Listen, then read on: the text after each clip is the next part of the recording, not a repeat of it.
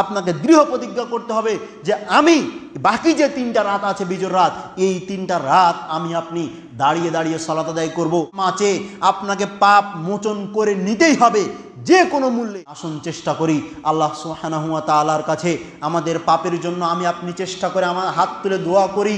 আমি আপনি আল্লাহ তাআলার কাছে আমাদের চোখ দিয়ে একটু আমরা অশ্রু প্রবাহিত করি। এই অশ্রু প্রবাহিতের মাধ্যমে, যেই অশ্রুর মাধ্যমে আপনার উপর জাহান্নামের আগুনকে আপনার উপরে হারাম করে দেওয়া হবে। সুবহানাল্লাহ।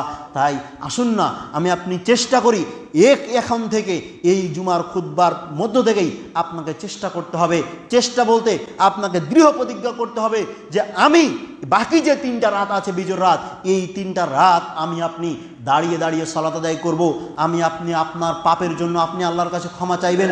ক্ষমা চেয়ে আপনার পাপগুলোকে আপনি মুছে নিতে পারবেন। সম্মানিত উপস্থিতি, আপনাকে যে কোনো মূল্যেই আপনাকে কি করতে হবে, এই যে 3টা রাত আছে, এই 3টা রাতে আল্লাহ তাআলার কাছে মাপ চেয়ে ক্ষমা চেয়ে আপনাকে পাপ মোচন করে নিতেই হবে যে কোনো মূল্যে।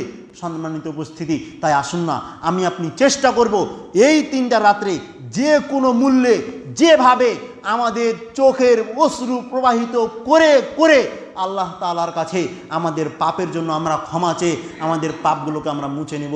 আল্লাহ সুবহানাহু ওয়া তাআলা আমাদের কবুল করুন। আল্লাহুম্মা আমিন।